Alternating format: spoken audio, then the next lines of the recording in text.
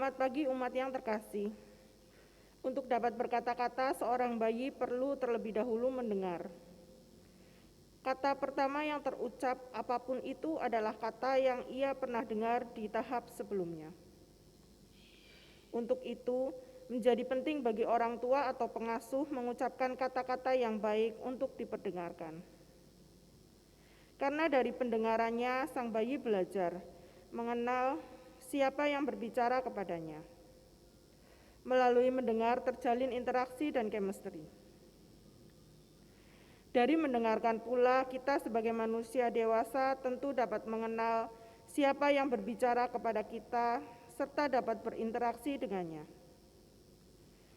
Dari mendengarkan, kita memusatkan hati dan perhatian pada isi beritanya. Dalam konteks iman Kristen, mendengarkan menjadi hal dasar bagaimana umat peka dengan suara sang sumber kehidupan. Mendengarkannya menjadi bagian dalam hidup beriman. Bukankah sebagai orang percaya, kita diminta turut serta untuk menyuarakan kabar baik? Kenali suaranya lewat indera pendengaran, niscaya dapat menjadi pelaku firman-Nya dalam kehidupan keseharian.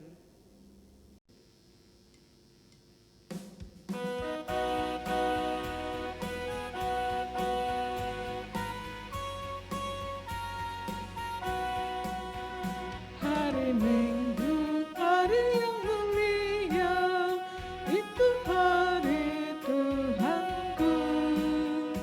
Ia bawa rasa bahagia masuk dalam hatiku. Hari Minggu, hari Tuhan, hari suci dan teduh.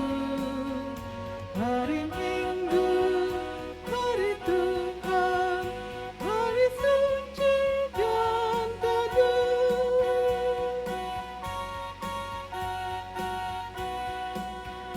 Hari Minggu, hari istirahat bagi badan yang letih.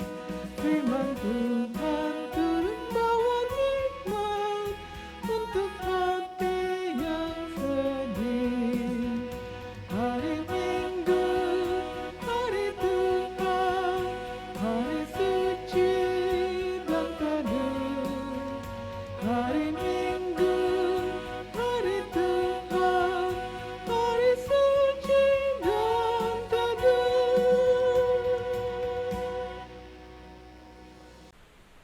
Pertolongan kita adalah di dalam nama Tuhan yang menjadikan langit dan bumi, yang kasih setianya kekal selama-lamanya. Amin. Amin.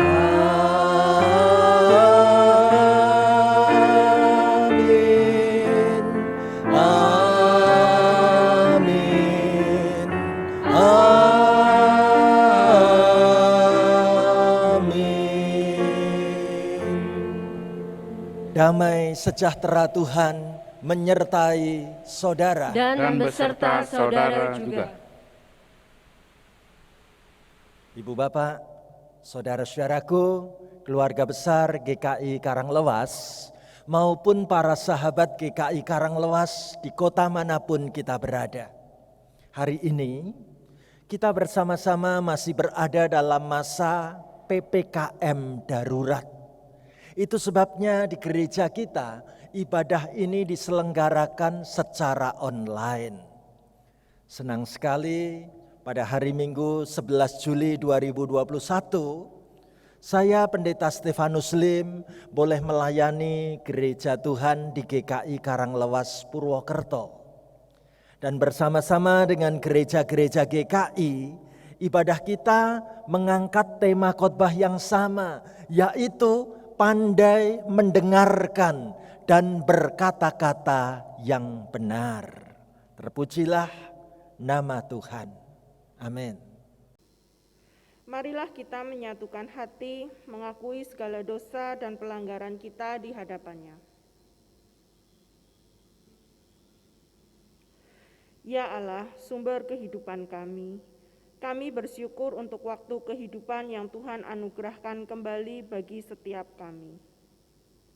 Sungguh, kebaikan Tuhan selalu dapat kami rasakan setiap hari.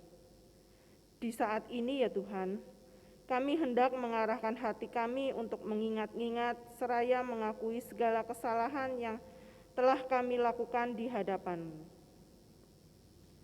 Ampunilah kami ya Tuhan, jika selama ini kami masih sedemikian tergoda mendengarkan suara-suara lain yang lebih menarik.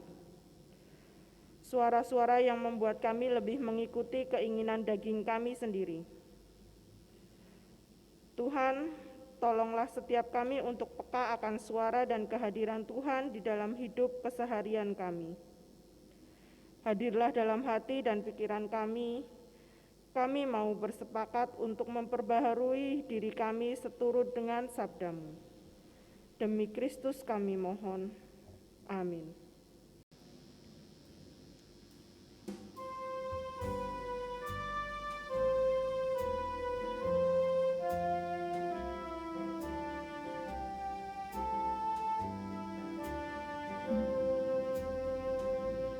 Ya Yesus, tolonglah, hapuskan dosaku, dan dari nafsu dunia lepaskan hamba-Mu.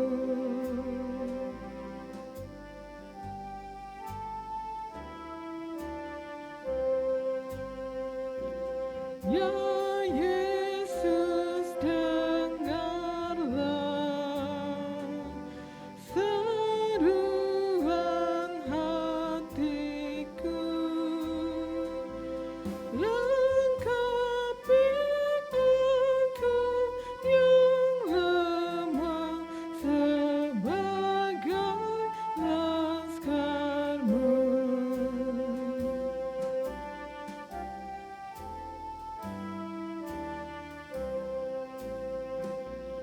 Ya Yesus, pimpinlah, tetaplah Kau dekat, supaya ke negeri bakal jalanku tak sesat.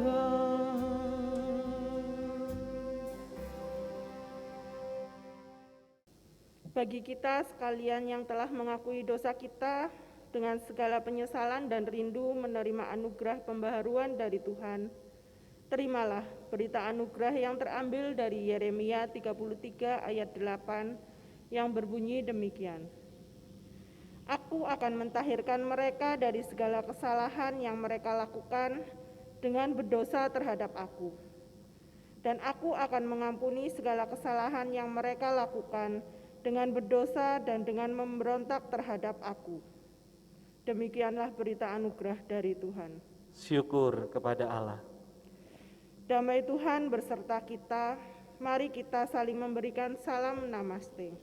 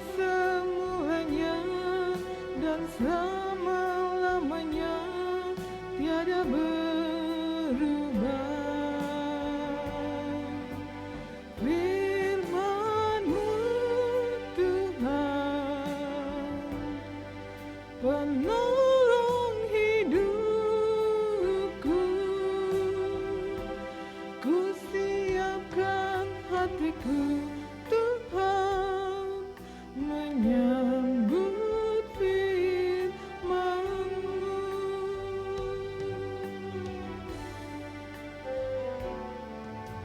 Siapkan hatiku Tuhan menyambut firman-Mu saat ini. Aku sujud menyembah Engkau dalam hadirat-Mu saat ini. Curahkanlah pengurapan-Mu kepada umat-Mu saat ini. Ku siapkan hatiku Tuhan mendengar firman-Mu.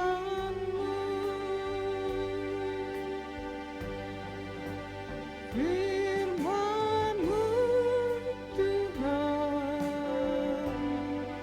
tiada berubah.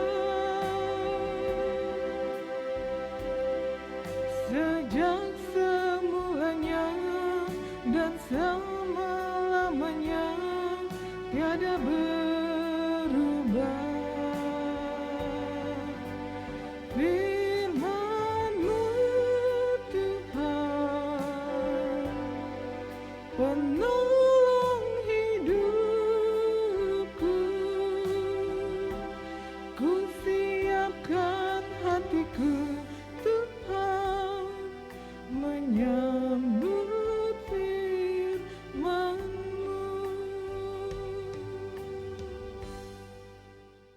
Mari sekarang kita menyiapkan diri kita menyambut pelayanan firman Tuhan, kita berdoa. Terima kasih Tuhan, kalau hari ini kami mengikuti ibadah secara online dari rumah kami masing-masing, dari tempat di mana kami berada. Namun kami percaya bahwa firman Tuhan akan diberitakan menjadi berkat bagi hidup kami, bahkan bagi seisi keluarga kami. Oh Tuhan, kami memerlukan sabda-Mu, kami membutuhkan kebenaran firman-Mu. Perlengkapilah hamba-Mu melayankan sabda firman Tuhan di dalam ibadah hari ini.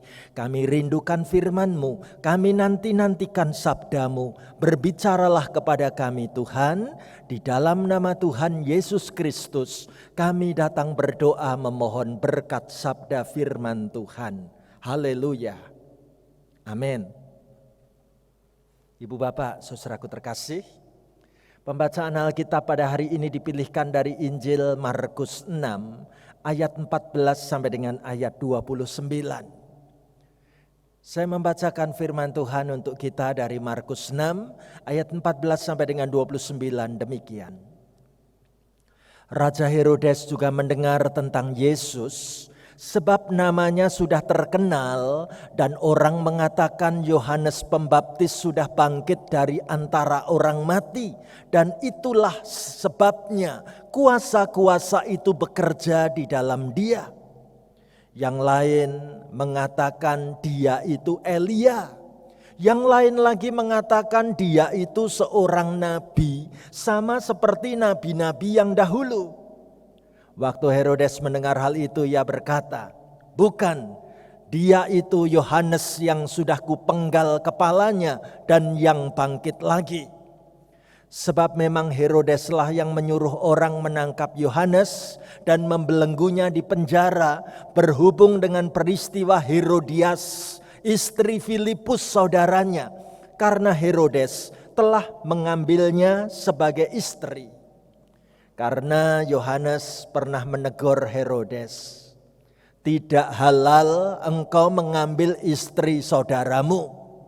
Karena itu Herodias menaruh dendam pada Yohanes dan bermaksud untuk membunuh dia, tetapi tidak dapat. Sebab Herodes segan akan Yohanes karena ia tahu bahwa Yohanes adalah orang yang benar dan suci, jadi ia melindunginya. Tetapi apabila ia mendengarkan Yohanes, hatinya selalu terombang-ambing. namun ia merasa senang juga mendengarkan dia. Akhirnya tiba juga kesempatan yang baik bagi Herodias ketika Herodes pada hari ulang tahun mengadakan perjamuan untuk pembesar-pembesarnya, perwira-perwiranya, dan orang-orang terkemuka di Galilea. Pada waktu itu anak perempuan Herodias tampil lalu menari, dan ia menyukakan hati Herodes dan tamu-tamunya. Raja berkata kepada gadis itu, "Minta daripadaku apa saja yang kau ingini, maka akan kuberikan kepadamu." Lalu bersumpah kepadanya, "Apa saja yang kau minta akan kuberikan kepadamu, sekalipun setengah dari kerajaanku." Anak itu pergi dan menanyakan ibunya, "Apa yang harus kuminta?" Jawabnya, "Kepala Yohanes Pembaptis." Maka cepat-cepat ia pergi kepada raja dan meminta, "Aku mau supaya sekarang juga engkau berikan kepadaku kepala Yohanes Pembaptis di sebuah talam." Lalu sangat sedihlah hati raja, tetapi karena sumpahnya dan karena tamu-tamunya, ia tidak mau menolaknya. Raja segera menyuruh seorang pengawal dengan perintah supaya ia mengambil kepala Yohanes. Orang itu pergi dan memenggal kepala Yohanes di penjara. Ia membawa kepala itu di sebuah talam dan memberikannya kepada gadis itu, dan gadis itu memberikannya pula pada ibunya. Ketika murid-murid Yohanes mendengar hal itu, mereka datang dan mengambil mayatnya, lalu membaringkannya dalam kuburan. Amin. Demikianlah Injil Yesus Kristus. Berbahagialah mereka yang mendengarkan firman Allah dan yang memeliharanya. Haleluya. Haleluya. Haleluya. Haleluya.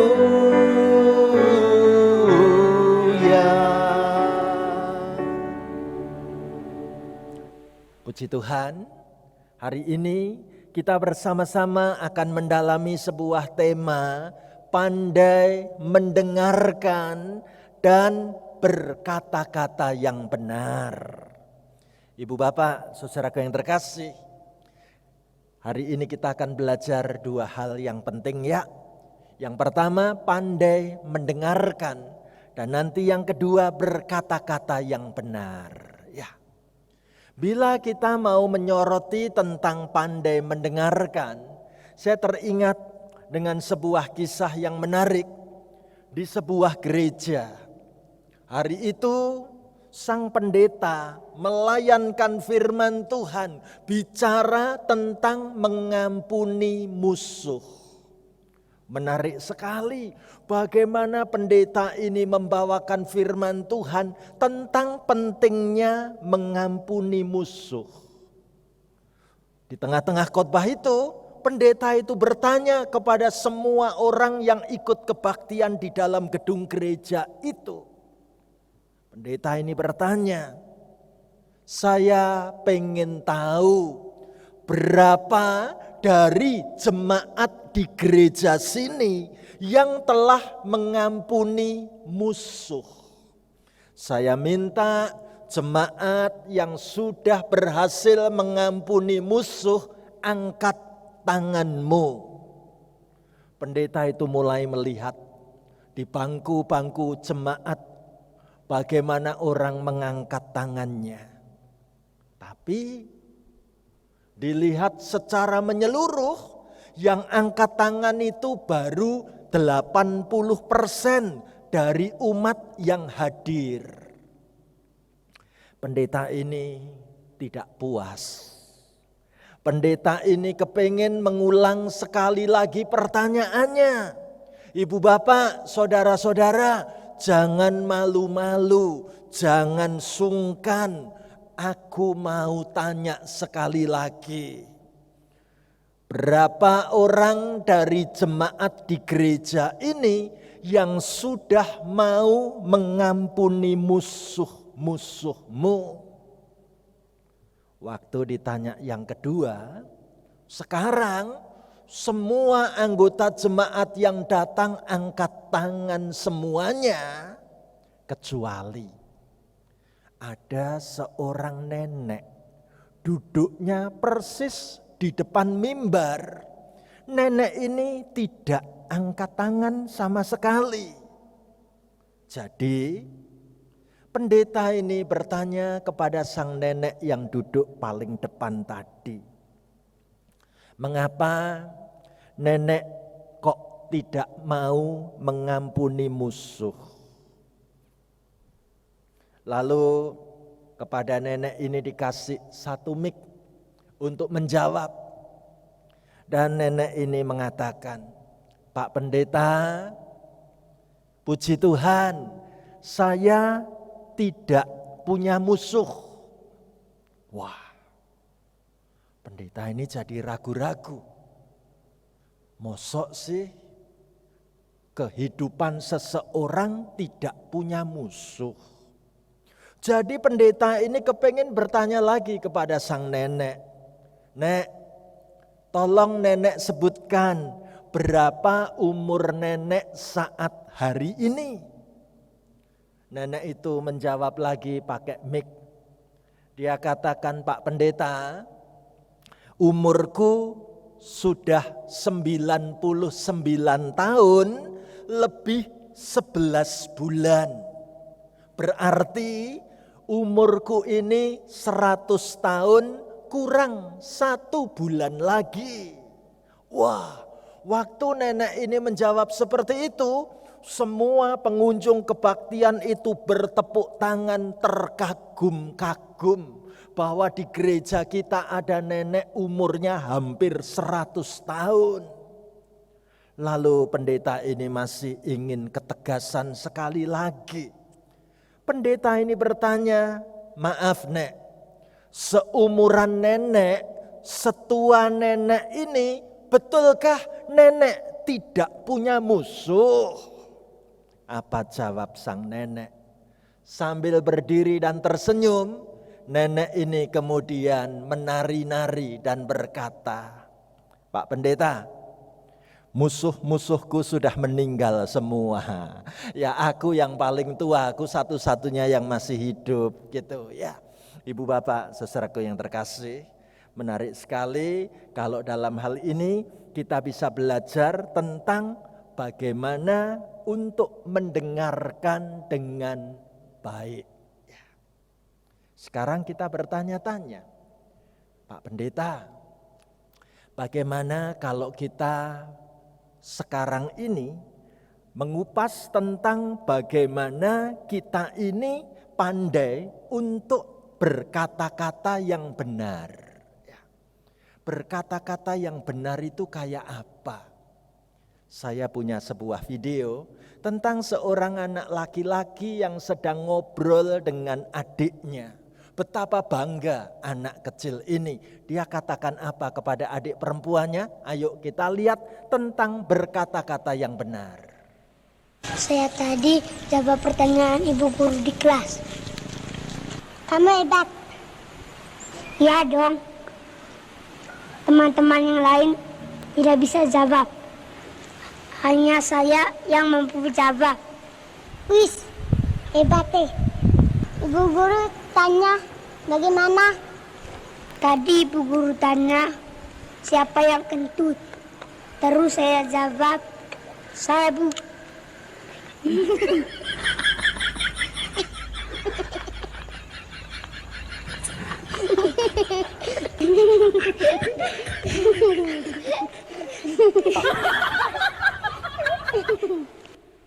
Ya, menarik sekali Ibu Bapak, saudaraku. Hari ini kita sedang belajar tentang mendengarkan dan berkata-kata itu seperti apa. Ayo kita belajar dari apa yang disampaikan oleh Yohanes Pembaptis. Saya ajak Ibu Bapak, saudara-saudari bersama-sama dengan saya membaca Markus 6 ayat 17 dan 18 demikian. Sebab memang Herodeslah yang menyuruh orang menangkap Yohanes dan membelenggunya di penjara berhubung dengan peristiwa Herodias, istri Filipus saudaranya, karena Herodes telah mengambilnya sebagai istri. Karena Yohanes pernah menegur Herodes, tidak halal engkau mengambil istri saudaramu. Ibu bapak saudaraku, barangkali kita bertanya-tanya siapa Herodes yang satu ini. Alkitab menceritakan bagaimana di tengah-tengah kerajaan Israel pernah diperintah dan dipimpin oleh seorang raja yang bernama Raja Herodes Agung. Raja Herodes Agung adalah raja di saat ia mendapat kabar dari orang-orang Majus tentang peristiwa kelahiran Yesus. Itu Raja Herodes Agung. Raja Herodes Agung ini memiliki paling tidak 2 anak yang namanya disebutkan di Alkitab. Yang pertama adalah Herodes Filipus dan yang satunya adalah Herodes Antipas. Jadi Herodes Filipus dan Herodes Antipas itu kakak beradik. Ibu bapak, saudara yang terkasih, Alkitab menceritakan pada bacaan firman hari ini ada sosok perempuan yang disebut-sebut namanya Herodias. Herodias itu adalah istri Raja Herodes Filipus. Bersama dengan Raja Herodes Filipus, Herodias ini punya anak kandung namanya Salome. Tapi apa yang terjadi pada peristiwa Yohanes Pembaptis ini? Ternyata Yohanes Pembaptis melihat ada tindakan yang harus ditegur dengan keras. Tindakan apakah itu? Tindakan bahwa Raja Herodes Antipas yang memimpin di wilayah itu ternyata ia mengambil istri Herodias yang sebenarnya adalah istri resminya Raja Herodes Antipas. Jadi sang adik ini ternyata mengambil istri kakaknya. Dan justru dari perbuatan inilah maka Yohanes Pembaptis menegur Raja Herodes Antipas, tidak halal engkau mengambil istri saudaramu. Ibu bapak, saudara yang terkasih, ternyata teguran Yohanes Pembaptis itu menimbulkan dendam. Dendam baik pada diri Raja Herodes Antipas maupun pada istri barunya, yaitu istri dari kakaknya yang bernama Herodias. Mana bukti dendamnya? Kita temukan dalam Markus 6 ayat 19 dan ayat 21. Ayo kita baca sama-sama begini. Karena itu Herodias menaruh dendam pada Yohanes dan bermaksud untuk membunuh dia, tetapi tidak dapat.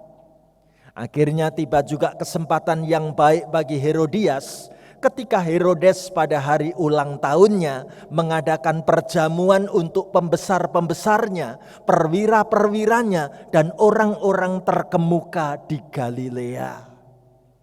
Ibu bapak, saudaraku terkasih, dendam itu tersimpan di hati sosok istri Herodes yang bernama Herodias.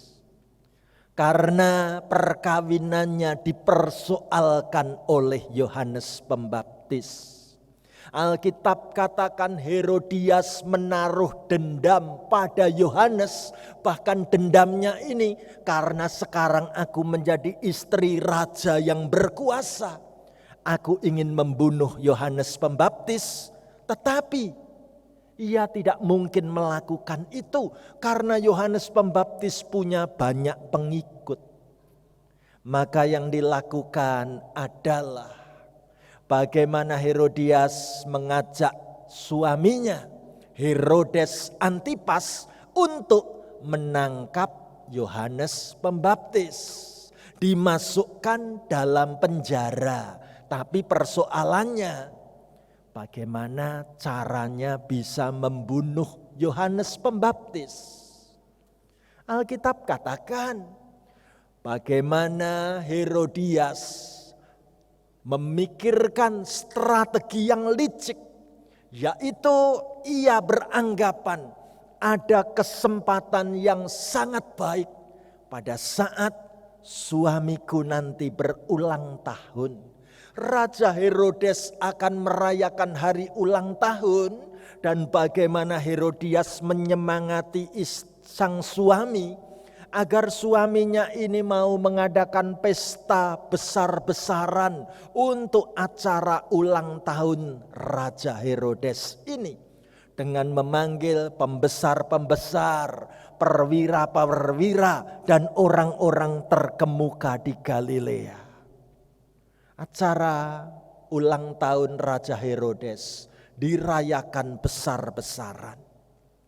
Dan Herodias sebagai istri, dia berpikir ini kesempatan yang baik untuk membunuh Yohanes. Bagaimana caranya? Ia meminta supaya anak perempuannya yang cantik, anak perempuannya yang lugu dan polos yang bernama Salome, mempersembahkan tarian yang terbaik untuk ayah angkatnya ini, untuk ayah sambungnya ini di hari ulang tahun raja.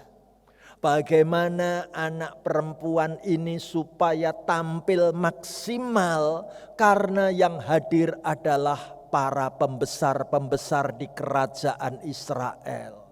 Perwira-perwira, orang-orang terkemuka di wilayah Galilea. Maka pada hari ulang tahun sang raja, tampillah sebuah tarian anak perempuan Herodias. Mana buktinya? Ayo kita baca ayat 22 dan ayat 23 bersama-sama begini. Pada waktu itu anak perempuan Herodias tampil lalu menari. Dan ia menyukakan hati Herodes dan tamu-tamunya. Raja berkata kepada gadis itu, minta daripadaku apa saja yang kau ingini, maka akan kuberikan kepadamu. Lalu bersumpah kepadanya, apa saja yang kau minta akan kuberikan kepadamu, sekalipun setengah dari kerajaanku. Ibu bapak saudara yang terkasih, kita tahu bagaimana membayangkan penampilan tarian anak perempuan Herodias yang disebut-sebut namanya itu Salome dalam tradisi masyarakat saat itu. Dan kita pun tahu tarian Timur Tengah itu adalah tarian perut yang mau mengumbar suasana seksualitas. Luar biasa, Salome berhasil menampilkan tarian seksual di tengah-tengah pesta pora para raja dan para pejabat tinggi. Bahkan tariannya Salome ini benar-benar memukau hati siapapun yang menontonnya. Itu sebabnya bagaimana Raja Herodes Antipas melihat para tamu itu sangat antusias saat menyaksikan penampilan anak tirinya. Maka Raja Herodias, Raja Herodes Antipas berkata-kata tanpa pikir panjang untuk memberikan sebuah janji. Anakku, minta daripadaku apa saja yang kau ingini, maka akan kuberikan kepadamu. Bahkan kalau engkau mau minta separuh dari kerajaanku pun, aku akan memberikannya untukmu.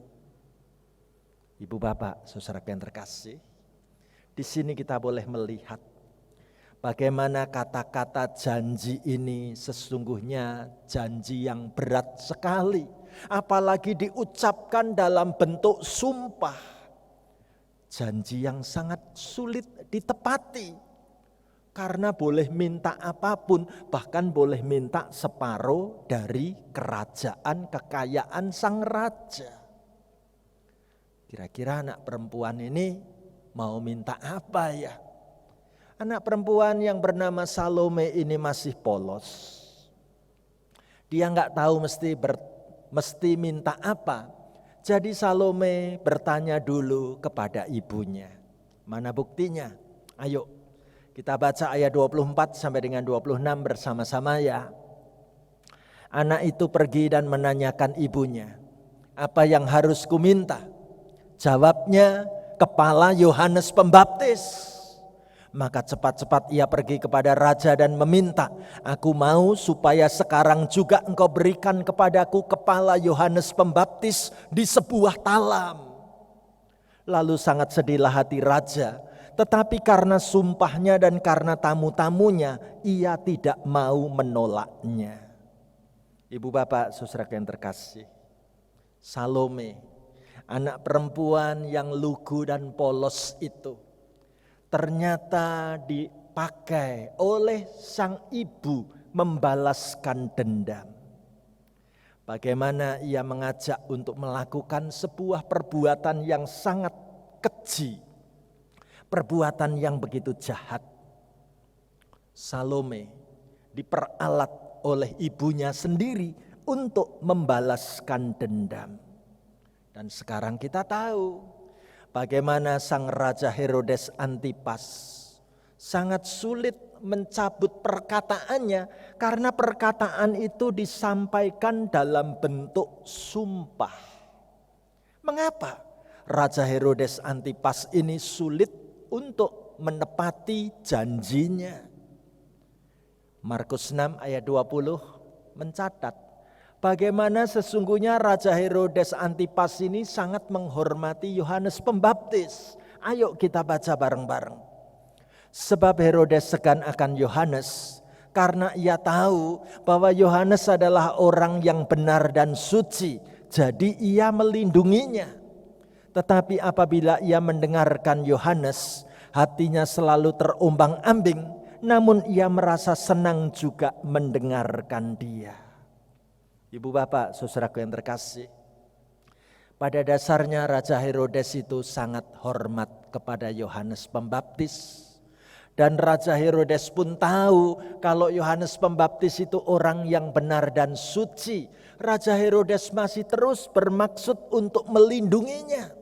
Perkataan-perkataan Yohanes Pembaptis seringkali menegur dan membongkar kesalahan. Itu membuat hati sang raja terombang-ambing.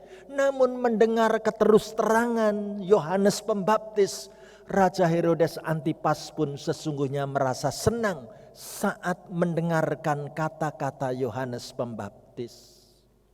Sayang, niat yang baik ini akhirnya harus dilanggar gara-gara kata-kata yang diumbar begitu saja di saat pesta pora dalam suasana seksualitas yang diumbar, sampai-sampai sang Raja Herodes mengucapkan sumpah, apapun yang diminta pasti aku beri. Dan ternyata inilah yang diminta. Kepala Yohanes Pembaptis harus dipenggal dan ditaruh pada sebuah talam atau nampan atau baki. Dan itu yang ditampilkan hari itu. Ibu bapak, saudaraku yang terkasih, dari kisah ini kita tahu betapa pentingnya kita semua untuk belajar, mendengarkan. Betapa dibutuhkan dalam masa-masa seperti ini kemampuan untuk pandai mendengarkan. Bahkan kita pun perlu belajar untuk bisa berkata-kata yang benar. Coba kita koreksi kembali. Seberapa kualitas perkataan-perkataan yang kita ucapkan. Dan perkataan-perkataan apa yang kita dengarkan dengan sepenuh hati. Ibu bapak, saudaraku, dalam masa-masa pandemi seperti ini, keluarga kita sedang diuji. Betulkah kita adalah keluarga yang saling mau mendengarkan? Keluarga yang kalau berkata-kata satu dengan yang lain mengucapkan kata-kata yang baik dan benar. Ibu bapak, saudaraku, justru saat-saat seperti ini saya jadi teringat dengan sebuah kisah tentang seorang ibu yang marah banget ketika anak gadisnya pulang terlambat, tanpa banyak bertanya, tanpa memberi kesempatan kepada anak perempuannya untuk menjelaskan. Begitu tahu anak gadisnya pulang terlambat, ibu ini langsung dan segera memuntahkan kalimat-kalimat kasar, kalimat-kalimat yang tidak senonoh, bahkan bernada menghakimi, kata-kata yang sangat menyakitkan. Padahal keterlambatan anak perempuannya itu sebenarnya terjadinya tidak sengaja. Karena ban motornya kempes di tengah jalan. Jadi anak gadis ini harus menuntun sepeda motor cukup jauh sebelum menemukan tukang tambal ban. Apalagi baterai telepon genggamnya habis. Jadi dia tidak bisa memberitahu ibunya. Ibu bapak, saudara yang terkasih, bukankah kita pun kadang-kadang membiarkan prasangka atau kemarahan lebih menguasai diri kita sehingga kita tidak dapat menanggapi situasi dengan semestinya.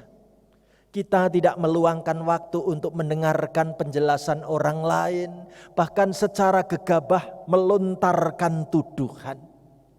Ibu bapak, saudaraku terkasih, tahukah kita ledakan amarah yang membabi buta menyebabkan kita menyemburkan perkataan-perkataan yang tidak pantas dan meninggalkan luka yang mendalam di hati orang yang kita hakimi.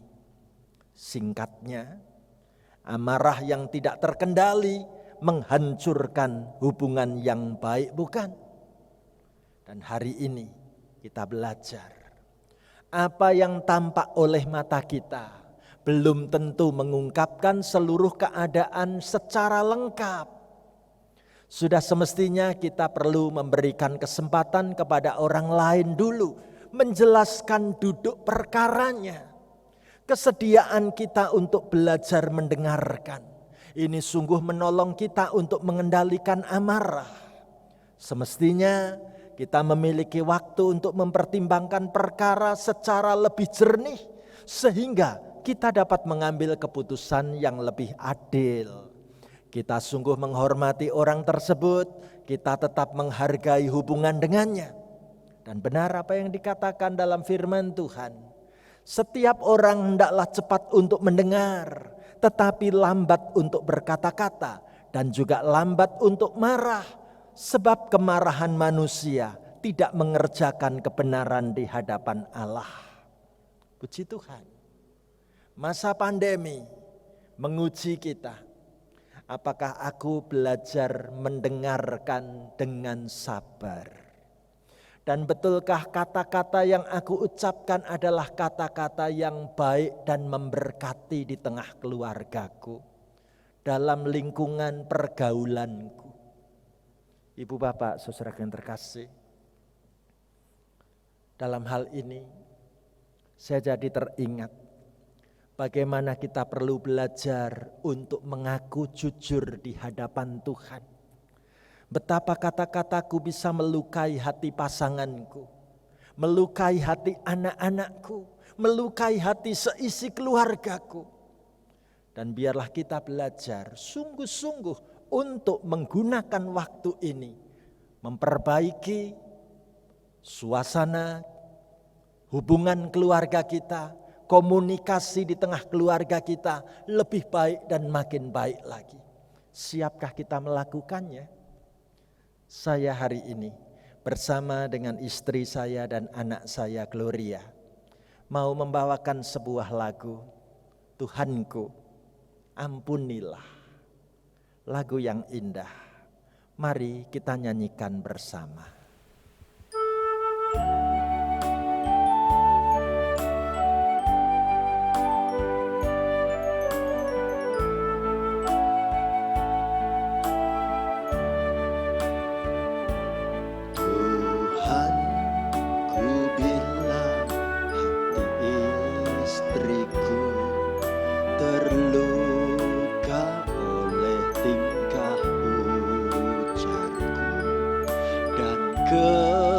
Kehendakku jadi panduku,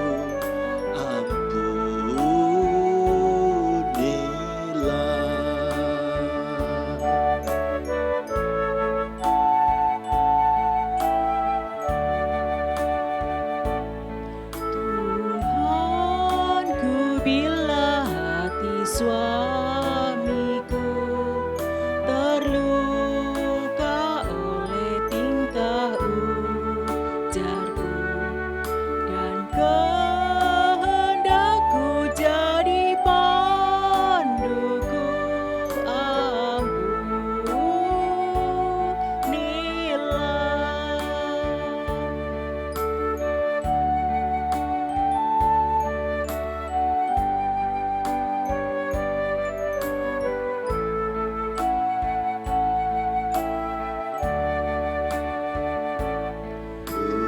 Tuhanku, bila hati anakku terluka oleh tingkah ujarku, dan kehendakku jadi panduku, ampunilah.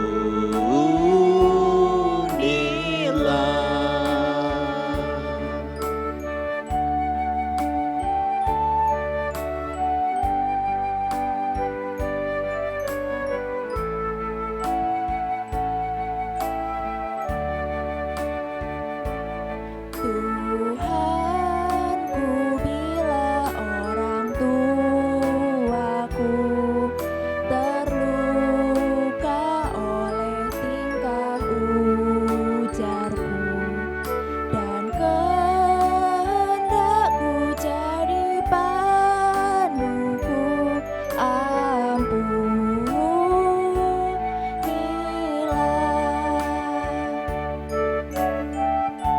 Mari sekarang kita berdoa bersama.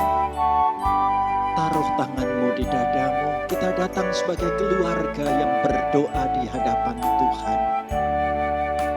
Bila hari ini kau datang sebagai seorang suami, mintalah ampun pada Tuhan untuk setiap perkataan kasar yang kau katakan pada pasanganmu. Bila kau datang sebagai seorang istri, mintalah ampun kepada Tuhan bila ucapan perkataanmu menyakiti hati pasanganmu. Bila kau datang sebagai orang tua, berdoalah minta ampun. Ketika engkau mengecewakan hati anak-anakmu, sebut nama anak-anakmu dalam doamu. Dan ketika engkau datang sebagai seorang anak, doakanlah orang tuamu diberi umur panjang, diberi kesehatan yang baik. Biarlah keluarga kita terus semakin dekat di dalam doa kepada Tuhan. Bangunlah kehidupan keluarga yang semakin mencintai Tuhan. Siapkah kita bersatu hati mendoakan segenap keluarga kita? Letakkan tanganmu di dadamu. Mari bersama-sama kita nyanyikan lagu ini sepenuh hati kita.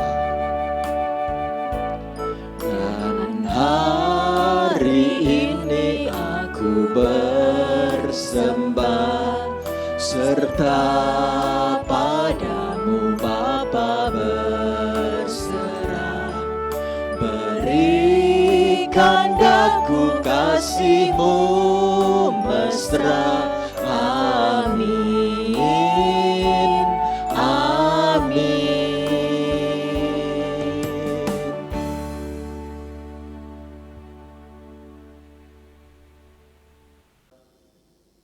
Bersama dengan umat Allah di sepanjang masa, mari kita ikrarkan dan kita teguhkan kembali apa yang kita imani dengan bersama mengucapkan pengakuan iman rasuli. Aku percaya kepada Allah, Bapa yang Maha Kuasa, Khalik langit dan bumi, dan kepada Yesus Kristus anaknya yang tunggal Tuhan kita, yang dikandung dari Roh Kudus, lahir dari anak darah Maria, yang menderita sengsara di bawah pemerintahan Pontius Pilatus, disalibkan, mati dan dikuburkan, turun ke dalam kerajaan maut. Pada hari yang ketiga, bangkit pula dari antara orang mati, naik ke surga, duduk di sebelah kanan Allah Bapa yang Maha Kuasa. Dan dari sana ia akan datang untuk menghakimi orang yang hidup dan yang mati. Aku percaya kepada Roh Kudus, Gereja yang kudus dan am, persekutuan orang kudus, pengampunan dosa, kebangkitan orang mati, dan hidup yang kekal. Amin. Ibu Bapak, saudaraku terkasih, mari kita naikkan doa-doa syafaat kita yang nanti akan kita tutup dengan menaikkan doa Bapa kami bersama-sama. Mari kita berdoa. Tuhan Yesus yang baik, hari ini kami bersyukur kalau kami boleh mengikuti ibadah secara online. Kami rindu mendoakan untuk gereja Tuhan di GKI Karanglewas makin diberkati Tuhan. Tuhan menjagai dan melindungi kehidupan keluarga anak-anak-Mu di tengah-tengah gereja Tuhan di sini. Bapa di sorga, tambahkan berkat kekuatan, kesehatan, dan Tuhan yang memelihara dengan umur panjang buat seisi keluarga yang kami cintai. Tuhan, kami hari ini juga ingin berdoa secara khusus untuk perjuangan keluarga mendapatkan vaksin. Tuhan yang akan menolong, menopang setiap keluarga pada saatnya nanti akan mendapatkan vaksin yang terbaik. Tuhan Yesus, kami saat ini juga ingin berdoa secara khusus ketika kami datang membawa persembahan pengucapan syukur kami. Terimalah persembahan pengucapan syukur anak-anak-Mu di tengah-tengah gereja-Mu ini. Tuhan, kami sekarang ingin mendoakan buat sahabat-sahabat kami yang sedang terbaring sakit. Tuhan yang akan memulihkan, memberkati dan menyembuhkan anak-anak-Mu, bahkan mengaruniakan kekuatan iman yang luar biasa. Kami juga ingin berdoa secara khusus Tuhan, bagi anak-anak-Mu yang berulang tahun, Tuhan tambahkan umur panjang, berkat kesehatan dan sukacita mengiring Tuhan selalu. Terima kasih Tuhan. Sekarang kami mendoakan untuk keluarga kami, baik yang tinggal di dalam kota, di luar pulau, di luar negeri. Tuhan melindungi seisi keluarga kami menyambut hari-hari ke depan dengan perlindungan tangan Tuhan selalu. Inilah rangkaian doa-doa syafaat kami. Kami satu padukan doa permohonan kami dengan menaikkan doa Bapa kami bersama-sama demikian. Bapa kami yang di sorga, dikuduskanlah nama-Mu, datanglah kerajaan-Mu, jadilah kehendak-Mu di bumi seperti di sorga. Berikanlah kami pada hari ini makanan kami yang secukupnya, dan ampunilah kami akan kesalahan kami, seperti kami juga mengampuni orang yang bersalah kepada kami. Dan janganlah membawa kami ke dalam pencobaan, tetapi lepaskanlah kami daripada yang jahat. Karena Engkaulah yang punya kerajaan dan kuasa dan kemuliaan sampai selama-lamanya. Amin.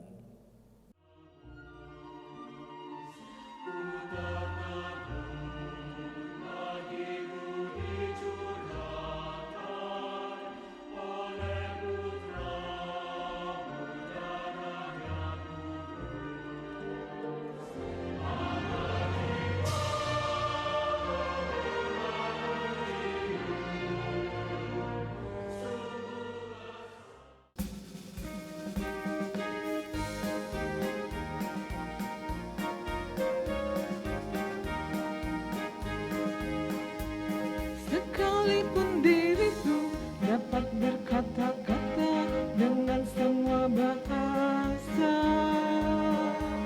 bahasa manusia dan bahasa malaikat ataupun yang lainnya.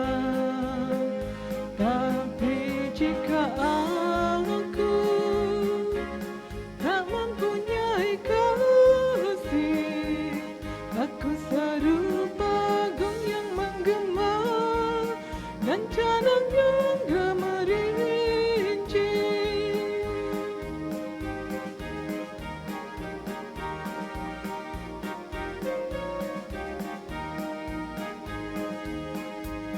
Sekalipun diriku memiliki karunia bernubuat, sekalipun diriku punya iman sempurna untuk pindahkan gunung, tapi jika aku tak mempunyai kasih, tiada berguna lagi diriku, tiada berguna diriku.